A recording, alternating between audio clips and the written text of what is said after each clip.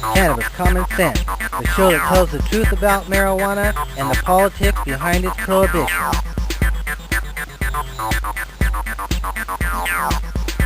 They're going to do that. Okay, welcome to another exciting version of Cannabis Common Sense. I'm very happy to have Farmer Tom Lorman on the show. Welcome back. Hey, thanks for having me. Hey, it's good for you to be back. Yeah. You've got a university. You're teaching people about hemp. Yeah. We're going to talk about that. Cool. I'm Look looking at forward things to in the it. past. We have our hemp news segment. We have a number of videos to roll in. So stand by as we bring on our infamous dancing cannabis leaves. I feel the force.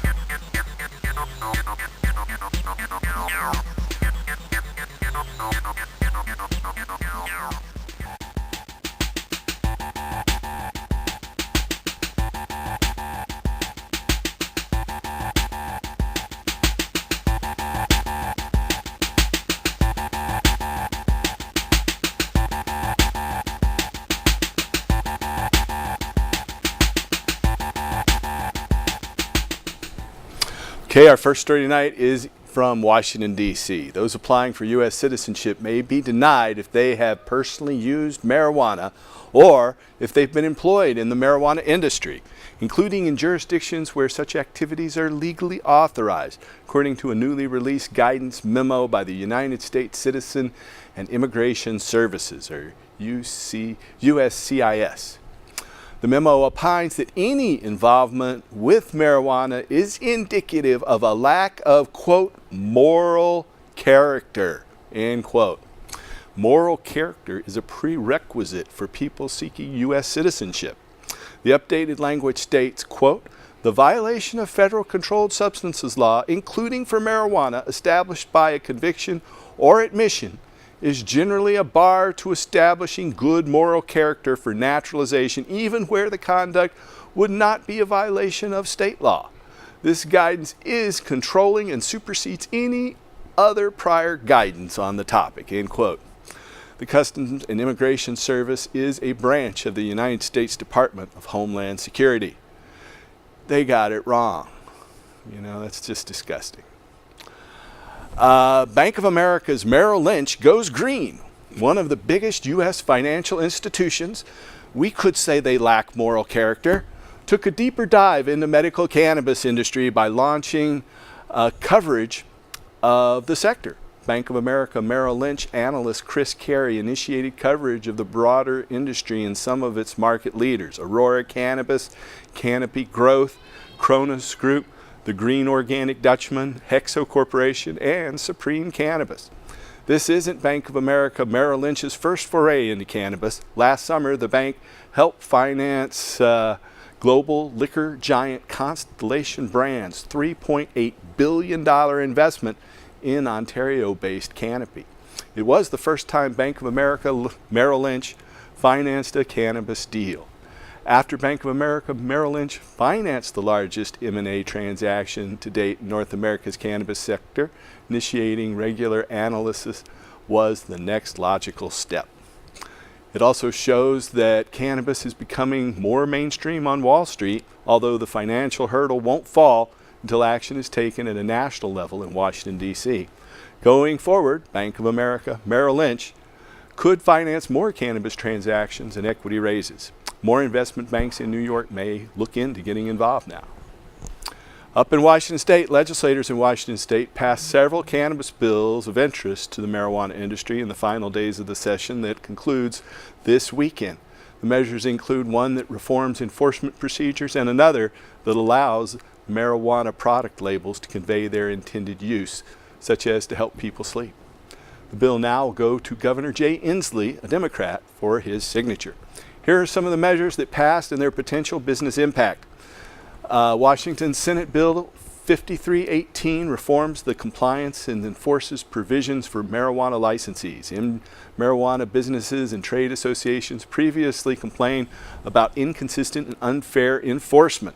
Under this bill, the State Liquor and Cannabis Board, LCB, can issue licensees a notice of correction describing a non-compliant condition instead of a civil penalty. In addition, a single violation won't result in a license being revoked unless the violation meets certain conditions such as the illicit sale of marijuana across state lines or furnishing cannabis to minors. Then there's Senate Bill 5298, which allows marijuana product labels to include claims that describe the product's intended role in maintaining or structure a function of the body, such as sleep. Then there's House Bill 1792, which reduces the criminal charge from a felony to a gross misdemeanor for a bud tender at a licensed shop who sells marijuana to someone younger than 21 years of age. Then last but not least, House Bill 2052 establishes a cannabis science task force to develop laboratory quality standards. Also transfers the authority for testing lab accreditation from the Liquor and Cannabis Board to the Department of Ecology, effective July 1st, 2024. Hey, that's more than 5 years from now. In Trenton, New Jersey, employers may not discriminate against medical cannabis patients, thank goodness, who consume marijuana while away from the job, according to a state appellate court decision. The New Jersey appellate court's decision reverses a lower court opinion. While the court opined that employers are not required to accommodate the use of medical marijuana by patients in any workplace, the justices also acknowledged that the plaintiff's marijuana use in this case took place solely during off-work hours.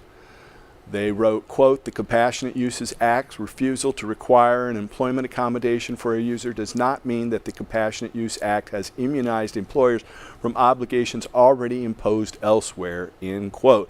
The court determined, explicitly citing New Jersey's laws against discrimination. This case, Wild versus Carriage Funeral Holdings, LLC, the courts in a number of other medical marijuana states, including Arizona, Connecticut, Massachusetts, Rhode Island, they've all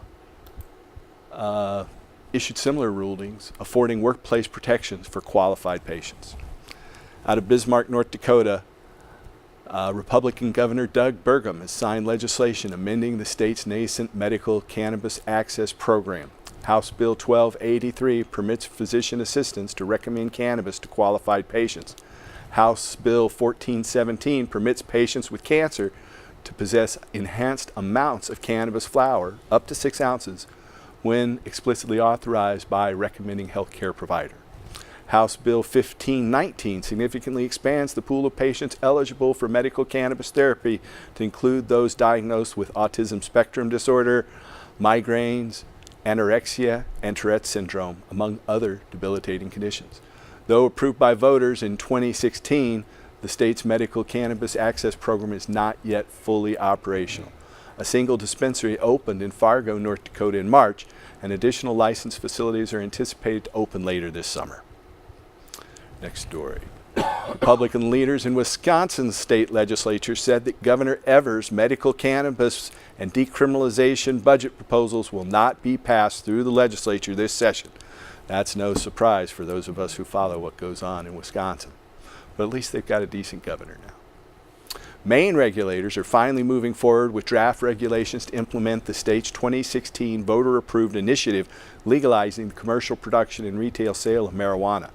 Maine issued resident-friendly draft rules for its recreational marijuana industry more than 2 years after voters legalized adult use.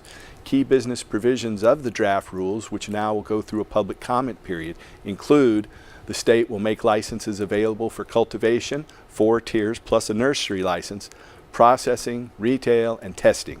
Municipalities where planned sites are located must approve the business. Until June 1st, 2021, every officer, director, manager, and general partner of a business must prove Maine residency, and Mainers must hold the majority of the equity. Our next story is about the vaporizer company. Pax Labs, a San Francisco manufacturer of vape pens, raised $420 million. What an odd number, 420. The largest amount ever raised for a U.S.-based marijuana company. That number, far larger than the initial targets of $150 million, came from both existing and institutional investors. Pax, which spun off from e-cigarette maker Juul in 2017, formed in 2007. PAC's CEO, Bharat Vasan, said in a news release that the money would allow the company to explore new market opportunities such as CBD as well as international expansion.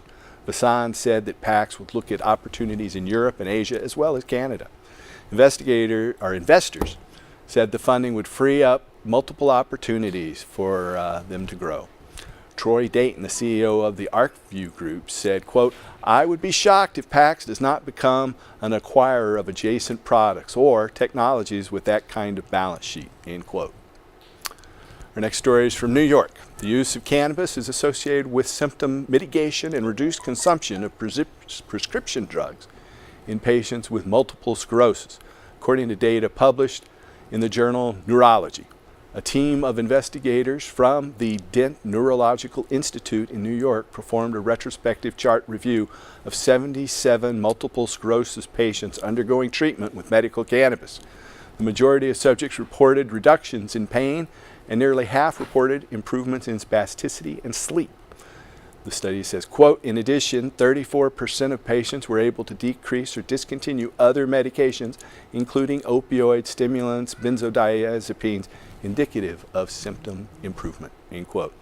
The authors concluded, quote, "Patients with multiple sclerosis who initiated medical cannabis treatment experienced improved symptomology with good tolerability and were able to decrease or altogether discontinue opioids, stimulants, and benzodiazepines," end quote. Their findings are consistent with those of a number of other studies that we cover here every week. There seems like there's about 40 or 50 new studies a year on patients' initiation of cannabis therapy. A marijuana plant-derived oral extract drug, Sativex, is approved for the treatment of MS-related spasticity in a number of countries, including Canada and the United Kingdom.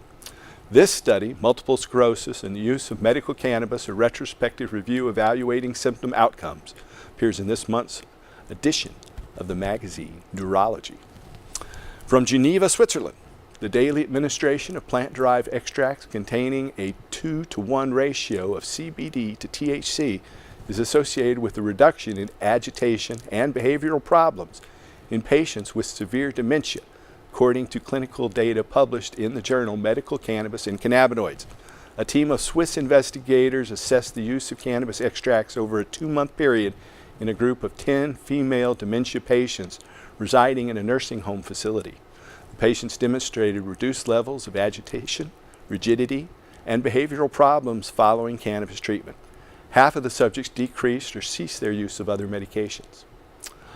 The authors wrote, quote, "An oral cannabis extract with THC CBD was well tolerated and greatly improved behavior problems, rigidity, and daily care in severely demented patients," end quote, the authors concluded.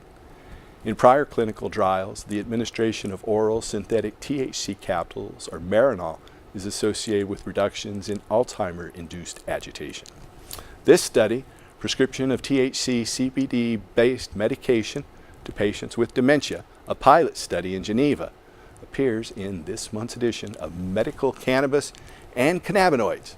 And that is the end of our hemp news segment.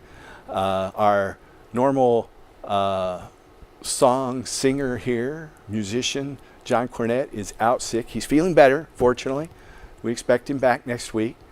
But we're going to run another video from a previous year's great global marijuana march. So we'll be right back after this video.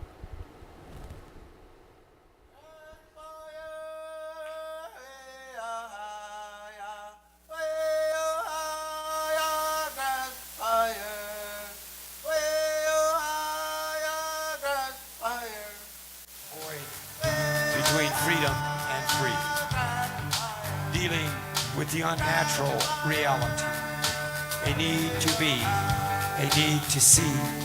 Grass fire, my DNA needs THC.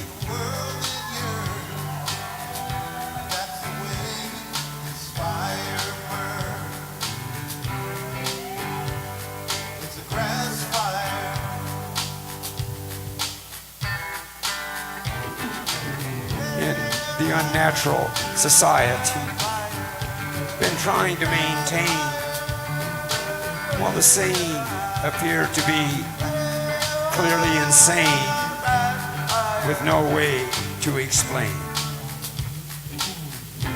outlasting the great law.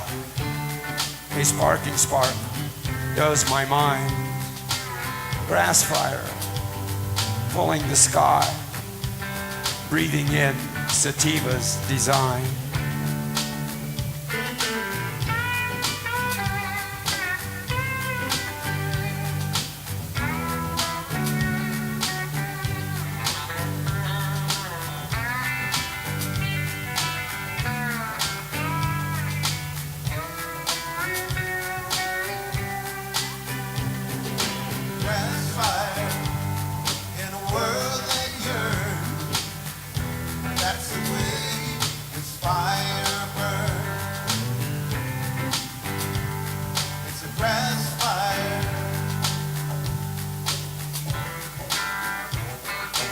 Void between freedom and free, dealing with the unnatural reality, a need to be, a need to see, grass fire, my DNA needs THC, dreaming of long times past and all that those times brought, looking to the heart of tomorrow, grass fire, and a world that yearns. That's the way these fires burn.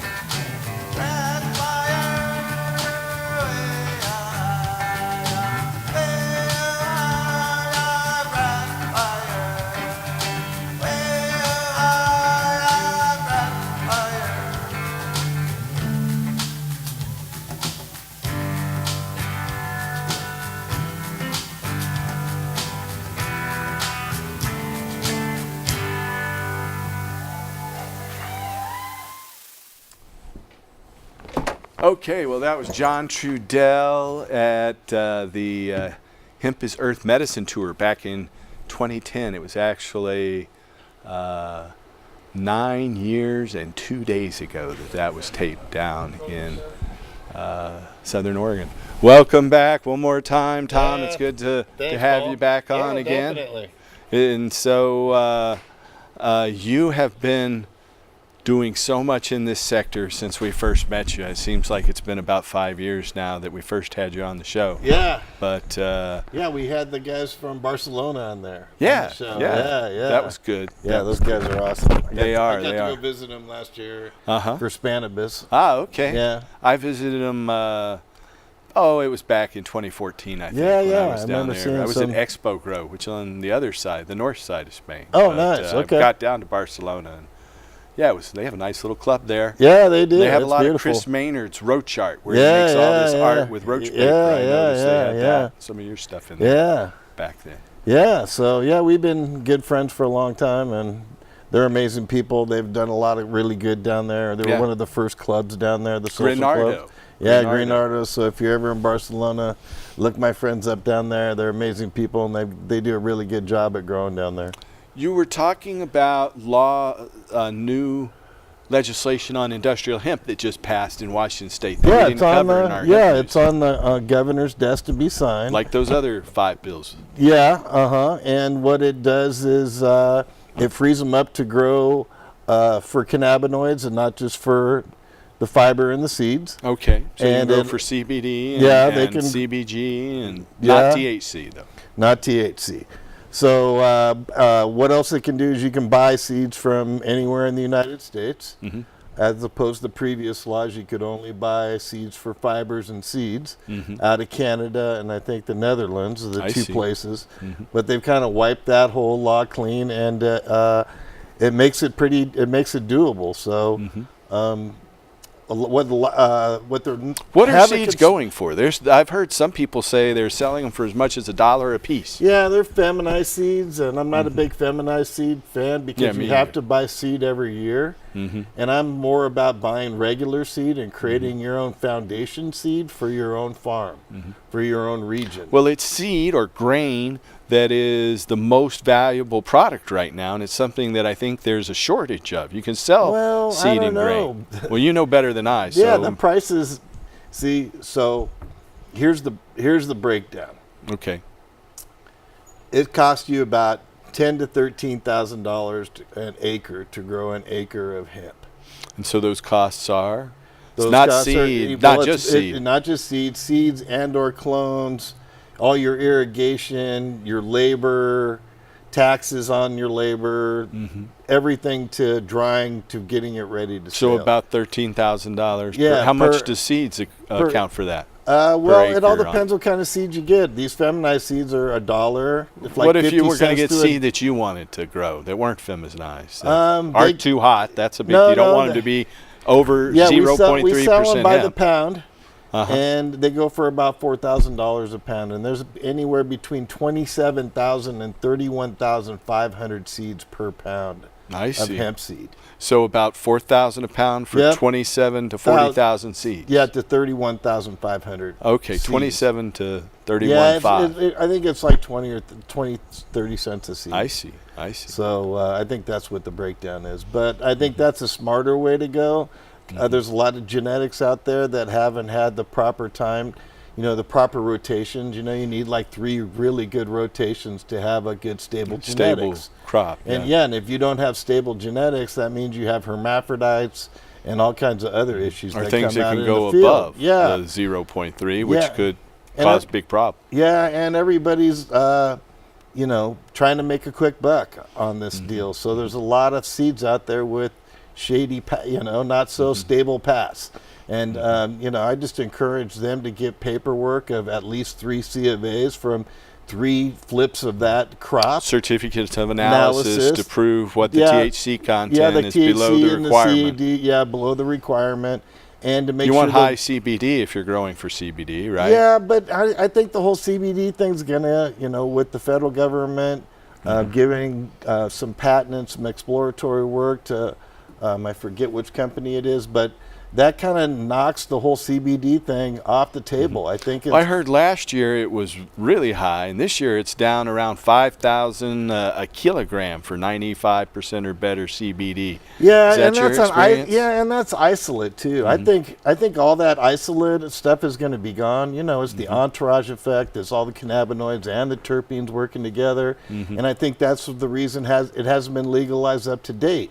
Because the scientists and the pharmaceutical companies want to rip it apart, say there's 2 components, THC and CBD, and then we just want to work with those. But we know, after being in this industry so long, I think I've heard up to 140 different cannabinoids and up to 20 different When I protein first compounds. got interested in this, they knew about 4 cannabinoids back in the 70s.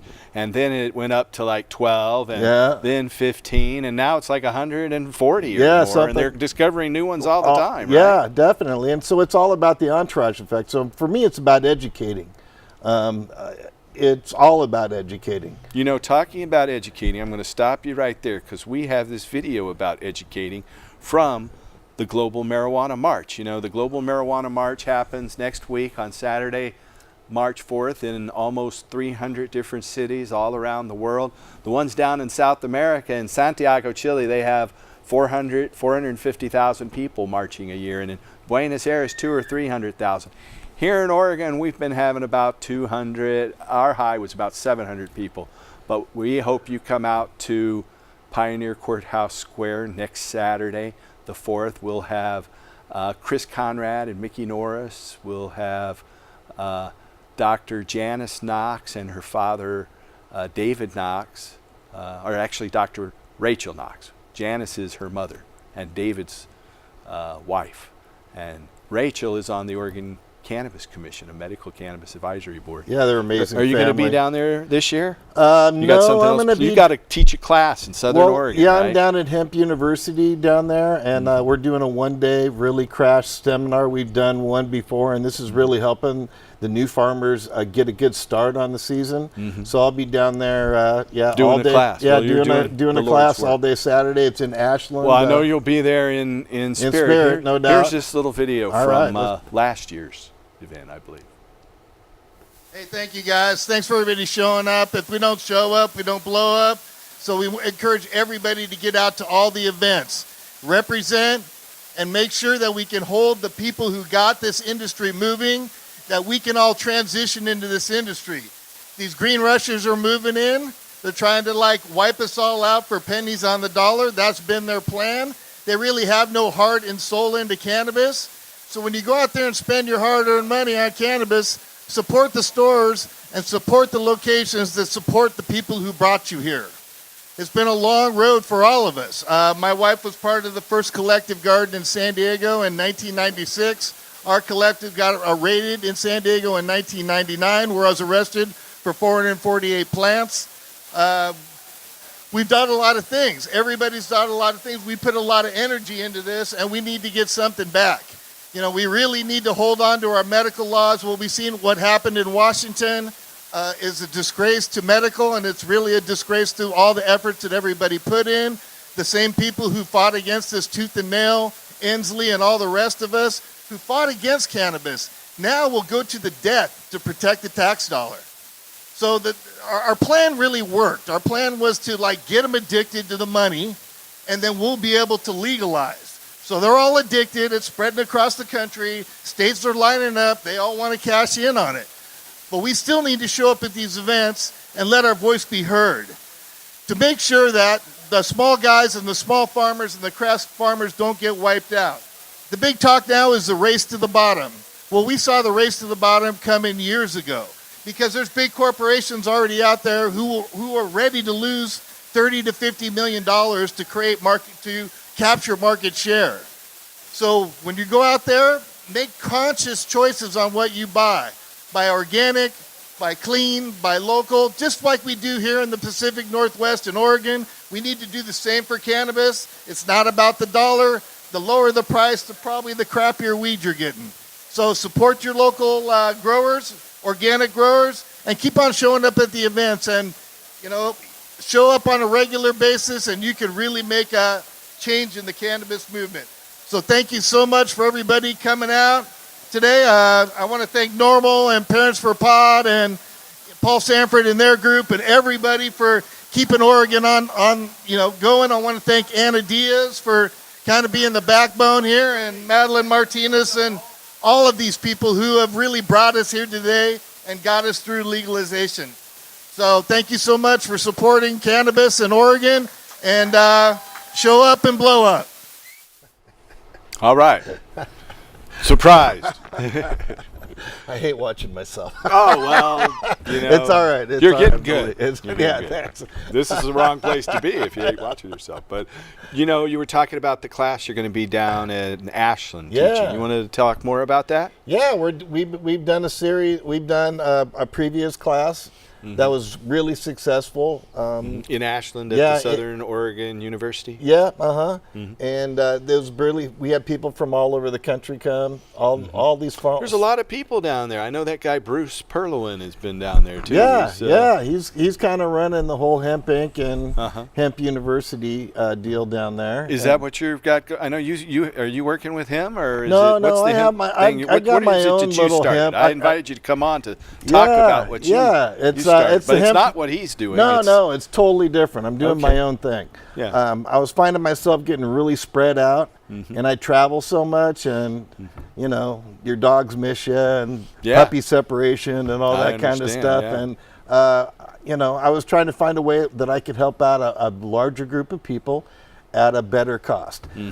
Farmers traditionally we're all cheap. You know what I mean? We're our own plumbers, we're our own electricians, we're our own backhoe guy. We do it all because if we didn't, we'd be flat busted like Dolly Parton before we knew it. You know what I mean? So it's all about saving money, and a lot of these consultants out there, they want a large money chunk up front, and then they want 30% of your crop.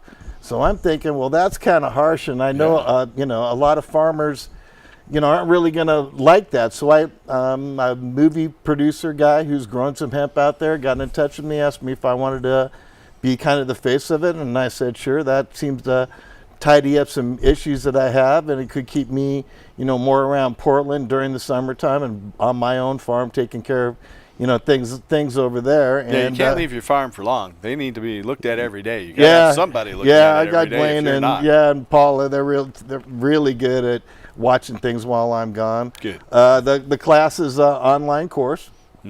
Kind of covers everything from seed to sale, from prepping your land to starting your seeds to cloning to sexing to laying the black mulch and the T-tape and prepping your fields and planting, and we go through every stage of the whole deal. Plus you can ask questions through the site, and you can also, we had a private Facebook group where members are able to ask questions, and then we do our best to answer them all week, but every Saturday I have a live Facebook feed. Let me just say, if you're out there and you have a question for us, you can call us at that number there on your screen. It's 503-288-4442. If you have any questions for Farmer Tom or myself about hemp or cannabis, now's the time to call at 503-288-4442. I just had to throw that in there. Oh yeah. So the class is doing really well. We've got people from all over the world, Japan, Europe, UK. Everybody's interested in learning about how to grow hemp, and hemp's really hot right now. So thank goodness. Yeah, the planet sorely needs it. It's about time. There's so many different problems we can solve with hemp. I mean, it takes adoption agriculturally on a massive scale, but we got to ramp that up, and it can stop deforestation, wipe out world hunger, slow global warming, try to save some of what's left of the biosphere out there. It can also stop MRSA. Yeah. So what they're doing up there in has all those medicinal capacity. What they're doing in Minnesota right now is they have a factory that produces textiles and linens, and they're making sheets for the hospitors. From hemp fiber. For hemp fiber, because MRSA can't live on hemp fiber. Well, thank goodness. And when it goes through the wash, when MRSA goes through the wash with cotton, it can come out still active on the other end. MRSA is a huge problem. Oh yeah. People go to the hospital feeling all right, and they leave with MRSA. So if hemp can be used for so many things. Those same linens are going to be used for butchers and fishermen and all that kind of stuff who can carry, Yeah, bacteria. Well, just a little cut can cause a life-threatening illness if you get that bacteria in your bloodstream. Exactly. So hemp is amazing in a lot of different things. Like right now, hemp, the best market is for cannabinoid production. And CBD and I think the whole CBD thing is going to be wiped out. I think you're going to have to use vaguer language. It's going to have to be like full spectrum hemp oil. And rightly so.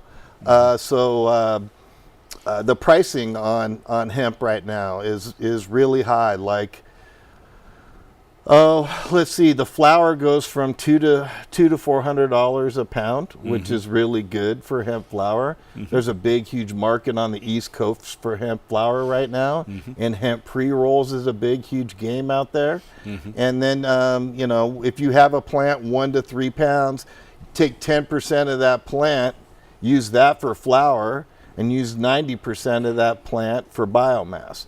Now, biomass goes from anywhere from $40 to $50 or $60 a pound. And that's for extraction primarily. Yeah, that's primarily for extraction purposes. So there's a lot of uses out there. The hemp market's, it's booming right now, and everybody wants to get in. So you said that it's about, did you say $13,000 an acre in total expenses for harvesting, curing, seed, irrigation? And on the low end, you can make about $80,000 to $90,000 per acre. Totally Boy, that is realistic. A killer profit for any farmer. But if you do the math on the rest of it, if you take that 10% of an acre, you can literally make, if you grow up to 3 pounds, you can literally do really well. On even 5 acres, there's a chance you'll make several $100,000.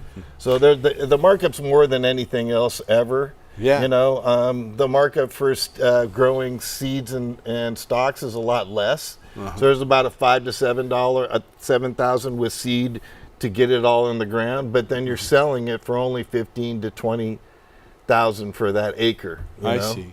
So that just barely that covers your cost with a few thousand. Yeah, that's more like your typical agricultural return. You double crops, your right? money. Yeah, exactly. Yeah. And you put in and get your money back, and you make a little that again as much. So You know, here I've just got to point out, since we got it on the camera, is our hemp flame of freedom. This is hemp seed oil with a hemp wick. Here's next week's hemp wick. We have our hemp fiber string and hempcrete, a building material that another farmer in Nebraska, Farmer Bill, made that for us. So nice. yeah, we got to introduce you to him. At some Yeah, point. definitely. So that's a pretty good profit if they're growing for the extraction market with flowers and biomass. It's a really good market. I think there's a good 2 to 3 year window before we get oversaturated. Just like the cannabis industry in Washington, it was a race to the bottom. And in Oregon. And we're seeing it's a race to the bottom in Oregon, and the same thing's happening in California. So I try to give everybody real good information. I said, you know, you got 2 to 3 years. And anytime after that, if you have a good relationship with a successful processor, you could be making money after that also. So what do you think about the auto flowering seeds again? What are their drawbacks? I know they're more expensive. That's one thing, and they treat them with a plant hormone to make them autoflower, right? I'm not a big autoflower fan. Yeah, me either. I like organic. I'm not a big feminized. You know, I say you need to be a real farmer and grow regular seed, and then, you know, sex them before you put, just like we do, sex them before you put them in the ground, and then watch them throughout the season. You know, because usually the males are the biggest ones and the ones you want to make it most because they're so big and healthy, and usually those are the ones that we missed when we sexed and we need to take out. So I really encourage everybody to be a real farmer, and you know, the safety of buying feminized seeds, I guess it gives people a little bit of peace of mind. But when you're dealing with these feminized seeds and these exotics that we've never heard about before, I think people should stay with cherry wine and cherries and some of those are some varieties or strains that are high CBD. High CBD, low THC, and they're generally stable genetics.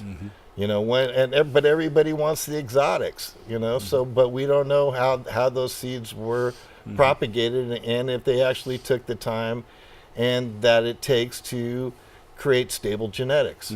We have a video with our friend Jorge Cervantes here at Cannabis, which you know you went to last year, but we didn't go this year. And he's talking to one of the people who first developed these auto flowering seeds.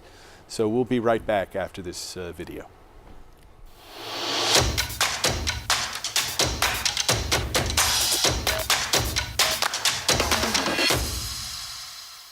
Hi, I'm Jorge Cervantes, and I'm here with the Seedsman crew. And here we are at Cannabis 2019. And there is a line that goes all the way to the street out there. It took me 5 minutes just to walk down here. Okay, and then it goes all the way in, and we're about a third of the way, maybe half of the way in right now. You can see people coming in all the time.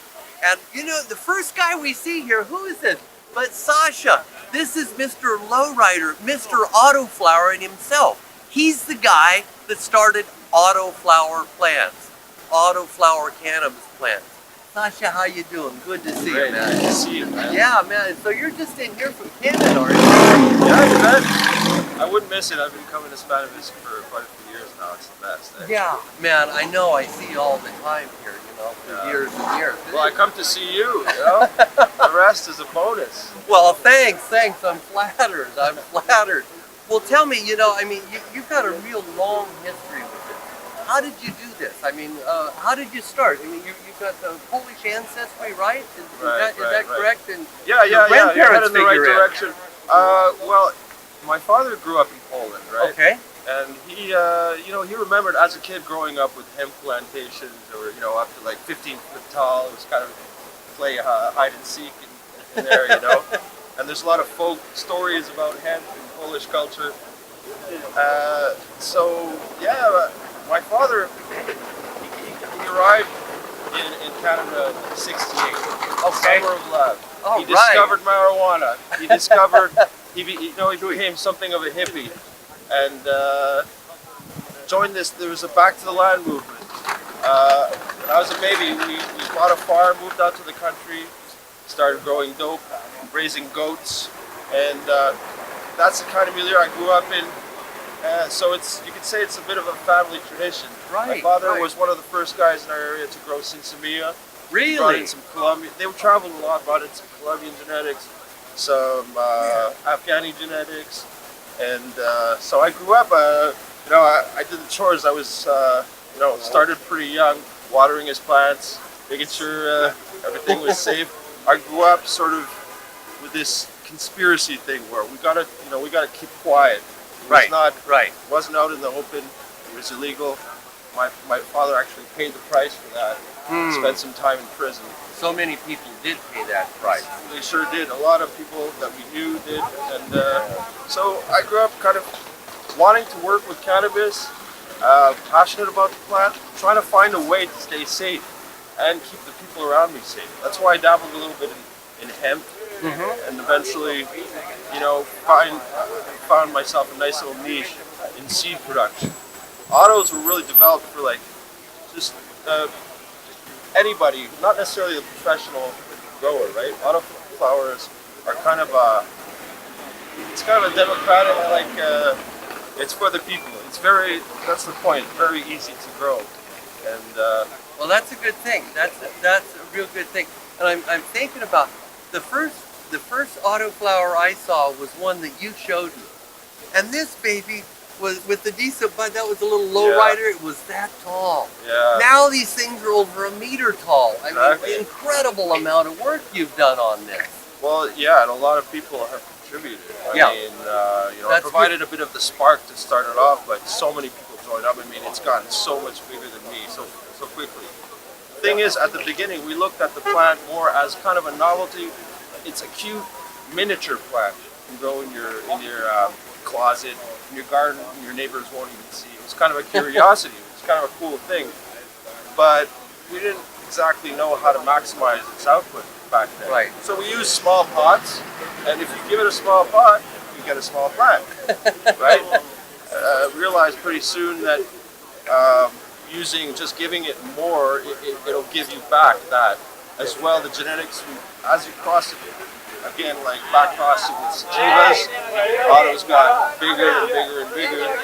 So That's wonderful. I know there's a lot of people, like you say, it's really good to see you give credit to other people. Because, in this breeding world, so many people are egotistic.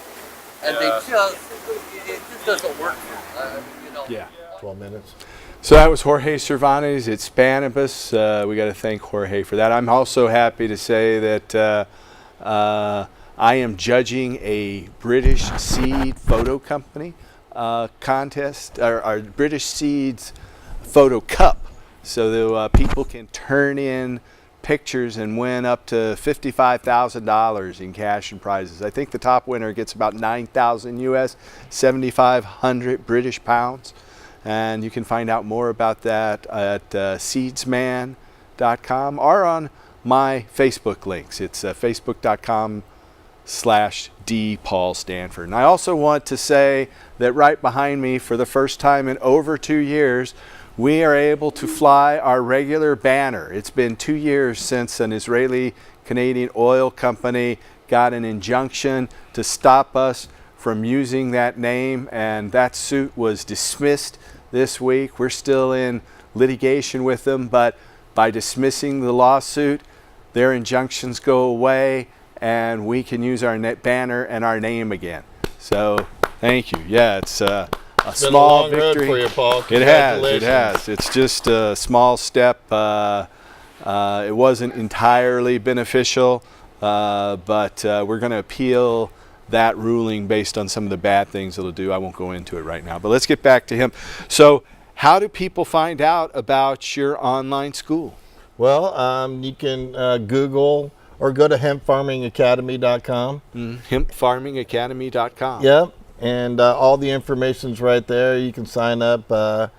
It's a pretty good little package. I'm pretty excited about it. How many hours of instruction do you get to go through there, and is it set now? Is it finished? Or are you going to keep adding? No, to it? we're keeping adding to it as the season goes along. We're up to irrigation right now because that's where everybody's at, and we try to stay a little bit ahead of the curve this year and helping everybody get through the season.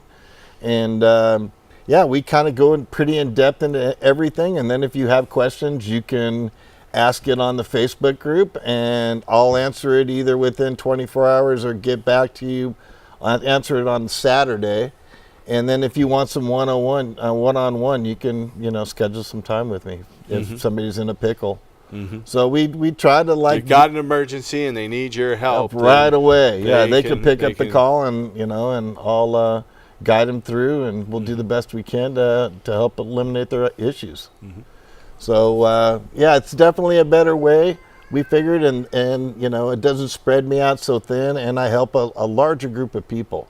So I'm an educator at heart, working at Clark College, and then educating the federal government. Yeah, talk about how you educated the federal government. That's a pretty interesting story. It's always good to go back on to.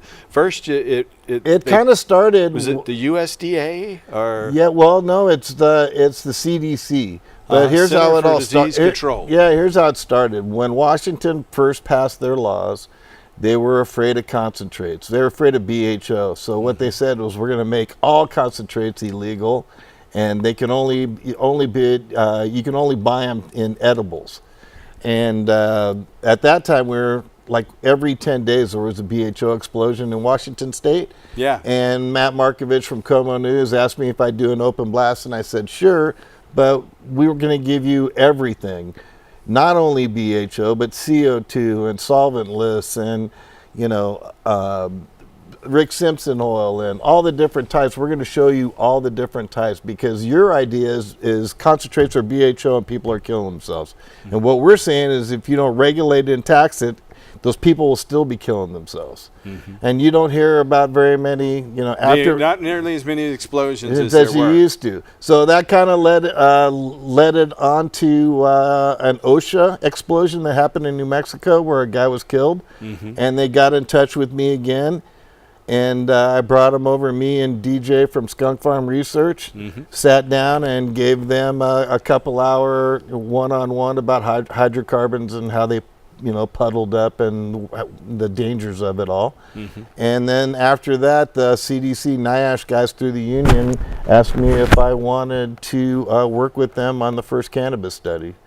So I got on the phone with 10 agents from the CDC in June of 2015. And by August, I had them on my farm for a 2-day educational experience, where we got to introduce them to production and processing of cannabis. And then they came for the actual study in October for 3 days. And then in 2017, the final document, the health hazard evaluation, was published on the CDC.gov webpage. And now it's baseline and kind of like the foundation for all workplace health and safety in the cannabis industry. I know the United Food and Commercial Workers Union were working with you as well. Yeah. In developing worker standards. Yep. How did that go? It's going pretty good. They've got their feet in California. Anybody, any company that has over 20 employees has to, become a union shop. And unions, the unions actually do some good in this country. They do. I think they're wrongfully maligned. I mean, that's why we have 40-hour weeks and 8-hour days and minimum wages. It's actually vacation time. Yes, unions. They've been vilified by the power elite. No doubt. The same people who brought us marijuana prohibition are the same people who tell us unions are bad. Yeah. And there are problems with everything. No doubt. There's problems with everything. Yeah, so, but overall, unions have been an enormous benefit to the working people. Oh, that's for sure. As far as safety and health and all that stuff. Yeah. Let's hope this new president doesn't get rid of all the work that everybody's done for so many, years. But I think that he's doing his best to do that, isn't he? Yeah, I mean, I think it's a little bit lopsided. I think all small businesses who make under, this is my theory, all small businesses who make under $250,000 a year shouldn't have to pay taxes to help them get their business going. That's a great idea. Instead of giving the 1%, instead of giving the 1% the tax cuts, let's give the tax cuts to the mom and pops, people out there really trying hard to get a I business agree. going. I don't think anybody who makes less than $100,000 a year should even have to pay taxes. I right? agree. It's know. it's a totally unfair system. I mean, all the tax burdens on us, Walmart and Amazon and even These largest Netflix, corporations they aren't don't paying pay any taxes. they don't pay any taxes. Yeah. I think it really should flip around, and I think they should give small business owners zero taxes up to let's say $250,000 worth of gross sales. Which isn't that much. It isn't that much. That isn't that much. But it helps a small business running get their a roots business. and going because through all the regulations, state and local, and the taxes and everything, it really stops. We're seeing it in the cannabis industry. Look all across Oregon. We've seen the same thing happen in Washington. If you don't have the money to survive these, as the industry grows, then you're going to be left off at the wayside. I don't know what cannabis is going for here in Oregon, but it's not much Some more growers than are getting $100 a pound, and you can buy some for $1 a gram in some dispensaries. Yeah, of course, that's not the best. That's old and I think stuff, most but of them are getting $1,000. If you're going good quality indoor, you can get $1,000 a pound. Still, I think indoors, though, is going to be a thing of the past. I don't think it's ecologically sustainable. Yeah, I like greenhouses myself with light up and thermatically controlled, and there's some amazing greenhouses out there that produce really, really good. Yeah, if you can afford the greenhouse, they're not cheap. See, that's again, this is where the task cut. You're not going to put in very many for $250,000. No, you're not. No, a lot of those things cost $750,000. Yeah, yeah. So, and then we see farmers putting them in the wrong direction, but that's for another show. Yeah. Well, we're down to just a few minutes left. Give us your contact information and tell people how they can hook up with you and get involved. You can find me at Farmer Tom Organics. And you can also find me on Facebook as Farmer Tom. You can find Farmer Tom Organics on Facebook, and I'm also on Instagram and IG. I mean Instagram and Twitter. Twitter. Yeah, I do a little. You tweet. A little bit, I got a presence out there. You got to kind of keep it going, but I'm so busy, and it's a pleasure to work with small hemp farmers, instead of venture capitalists who we've been working for the last couple of years, because they're not realistic, They give you money and they want 18 to 24 month return, when a restaurant takes 5 years to get to produce a profit. Farmers know what it takes to produce a crop. Yeah, so they do, but you need a couple of years to make profit and get it, move things along. And a lot of these venture capitalist guys, they're tech guys. So it's quick money. Well, it's agriculture, and these businesses take a while to build and to get profitable. So your website for the classes is hempfarmingacademy.com. Yep, hempfarmingacademy.com. Well, we got to have you back here. Maybe come July or something. June, July, we'll have you back and go into a little more, because we just scratched the surface here. Yeah, definitely. Love having you here. Thanks for so coming much, Paul. in, Tom, and good luck with everything. I'm proud of what you're doing. I want to thank our viewers. We will be back next week with Chris Conrad and Mickey Norris talking about the Global Cannabis March, which is coming up. But here is a little video with our friend Mark Sharks talking about the old Lloyd George song, Willing. Tune in next week and help us restore hemp. Good night. The old George song. Good night. It's a trucker's favorite. One of mine, too. Oh, here we go.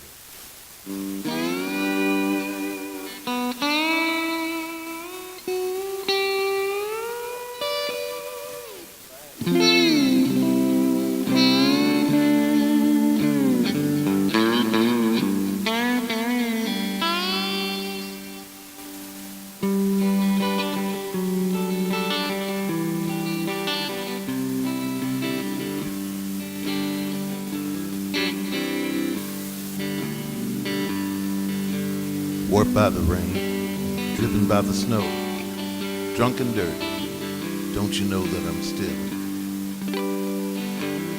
Lord, I'm still.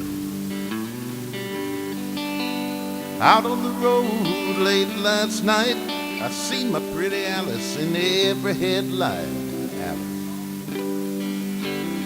Dallas Alice, I've been from Tucson to Tucumcari, to Hatchapee to Tonopah, dipping every kind of rig that's ever been made. Living by the back road, so would not get weighed. You give me weed, whites, and wine. You show me